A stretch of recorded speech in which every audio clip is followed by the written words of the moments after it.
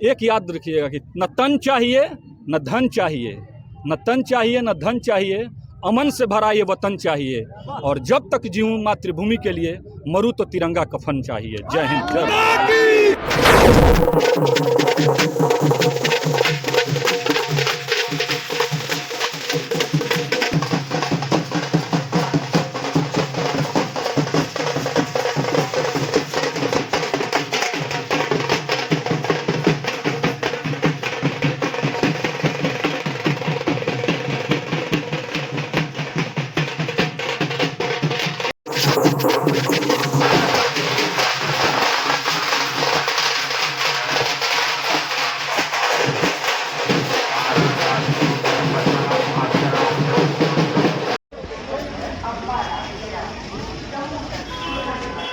PF warrior और जितने हमारे मित्रगण हैं सबको बहुत तहे दिल से मैं धन्यवाद करना चाहता हूं कि आजकल के युग में इतना व्यस्त कार्यक्रम के बावजूद भी हमारे लिए मौका निकाले। जैसे हम देश की सेवा आज तक करते आए हैं और ऐसे ही भविष्य में अगर रिटायरमेंट आ भी गए हैं तो ऐसी बात नहीं है कि सेवा छोड़ देंगे। यहाँ हर नागरिक का कर्तव्य बनता है आपकी आप देश की सेवा कैसे भी, जैसे हमारे राम जी भाई हैं ये भी देश की सेवा कर रहे हैं, आप लोग भी सबसे बड़ा स्वच्छ बक्सर बनाएंगे। तो आप अगर एक स्वच्छता के मुहिम चलाएंगे, छोटा सा एक अगर कूड़ा उठा के कचरादानी में डालते हैं तो वो भी देश सेवा है। और हमारा ये प्रयास रहेगा, हमारे सीआरपीएफ वॉरियर के हमारे सदस्य हैं, इनका यह भी प्रयास रहेगा कि कैसे हमारे समाज में सौहार्द फैलाया जाए और युवाओं को जागरूक किया जाए कि कैसे देश की सेवा की जाती है। भारत माता की जय, भारत माता की जय।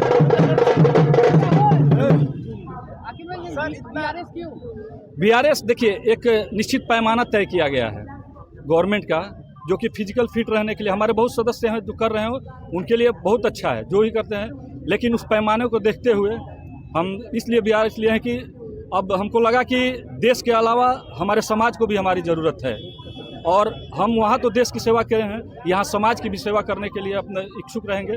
और आसपास के जितने बेरोजगार युवक हैं उनको प्रोत्साहित करेंगे कि कैसे आप फौज में जाएं, कैसे हमारे भाइयों के साथ मिलकर भारत माता की रक्षा की जाए। बाहरी से आंतरिक सीआरपीएफ आंतरिक सुरक्षा के लिए मानी जाती है, और उस आंतरिक सुरक्षा में हमारे ये सदस्य जितने जुड़े हुए हैं, जितने भी सदस्य हमारे वॉरियर जुड़े हुए हैं वो शामिल हैं। इसलिए मैं बीआरएस लिया है कि कुछ अपने माता पिता के प्रति भी कर्तव्य है, कर्म भूमि के अलावा स्टेशन में पहुंचे हैं, इतना इनके लिए तो हाँ कहिएगा कि क्या महसूस कर रहे हैं? महसूस मतलब क्या कहें कि हमारे पास शब्द नहीं है कि इनका आभार कैसे व्यक्त करूं, और इस आभार के लिए मैं आजीवन ऋणी रहूंगा। और जब किसी भी सदस्य को कोई भी हमारे वॉरियर की तरफ से या हमसे किसी भी छोटी से छोटी बड़ी से बड़ी ज़रूरत हो तो हमें हमारे वॉरियर को याद किया जाए, और भविष्य में हम यही चाहेंगे कि हमारा वॉरियर और आगे तक जाए। ये प्रयास हमारे सदस्य कर रहे हैं और ये जारी रहेगा। जय हिंद। अभी सर 26 साल करके आए और कितने साल सेवा दी है और आगे क्या रणनीति है आपकी बताइए? मैं 4 मार्च 2003 में केंद्रीय रिजर्व पुलिस बल में भर्ती हुआ था, और आज 23 साल 1 महीने हो गए हैं। और जो जज्बा था हमारे सीआरपीएफ का मोटिव रहा है, हमारे ट्रेनिंग में हमारे जो भी जवान हैं उनको सिखाया जाता है कि एक याद रखिएगा कि न तन चाहिए न धन चाहिए, न तन चाहिए न धन चाहिए, अमन से भरा ये वतन चाहिए, और जब तक जीऊँ मातृभूमि के लिए, मरूँ तो तिरंगा कफन चाहिए। जय हिंद, जय। आगे गांव समाज में रह के जो भी हमारे युवा बेरोजगार हैं और जो अपने मार्ग से भटक रहे हैं उनके लिए हमको मार्गदर्शन तैयार करना है।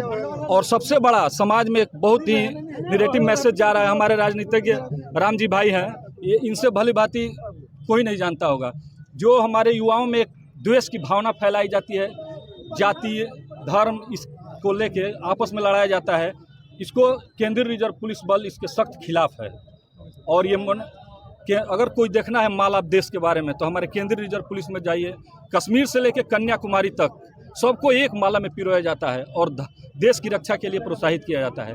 मेरा प्रयास यही रहेगा कि युवाओं को इसके प्रति जागरूक करें और देश के प्रति ईमानदारी रखें। धन्यवाद। जय हिंद। सर्विस करके आया हूँ। हाँ, ये मेरे 26 साल में सर्विस किया, मैं झारखंड में पोस्टेड था, अभी 26 साल सर्विस करके वापस आया।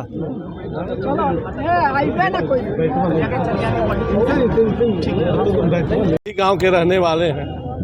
जब से मैं भैया को देखा हर तरह लड़कों को आगे ही बढ़ाते रहते थे। पहली ऐसी नौकरी मेरे गांव से निकल के आई जो कि ये पहला हमारे गांव में सरकारी नौकरी हुआ। यही भैया का सीआरपीएफ में इनका नौकरी हुआ और ये चढ़ बढ़ के हिस्सा लेते हैं और कोई काम तन मन धन से करते हैं। इनके गांव आने से कितना हौसला मिलेगा आपको? देख ही रहे हैं, पूरा गांव ही टूट गया है। इतना अच्छा कमाए हैं कि पूरा मेरा गांव, कोई भी जात और पात से कोई मतलब नहीं है। सभी लोग जब सुने कि भैया बीआरएस लेके आ रहे हैं तो कोई रात भर सोया नहीं है कि भैया का स्वागत कैसे भव्य किया जाए।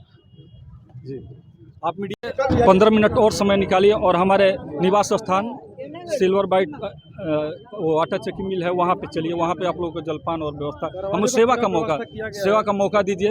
इसके लिए मैं आभारी रहूँगा। और मेरी सबसे ये अर्धांगिनी है, फौज में जो भी नौकरी करता है वहाँ तो वो होता है, लेकिन अपने अर्धांगिनी के प्रति ईमानदार रहना है। और ये घर जो चलाई है, जो 20 साल 22 साल, इसके लिए मैं इनका एकदम शुक्रगुजार हूँ। और आशा करता हूँ कि जितने मेरे सदस्य हैं वो अपने पत्नी, अपने धर्म पत्नी को ऐसा ही व्यवहार सिखाइए कि ऐसे भविष्य में चलता रहे ये दुनिया। एक बार पुनः बोलिए सीआरपीएफ जिंदाबाद, भारत माता की जय, भारत माता की जय, भारत माता की जय हिंद। ये बेटी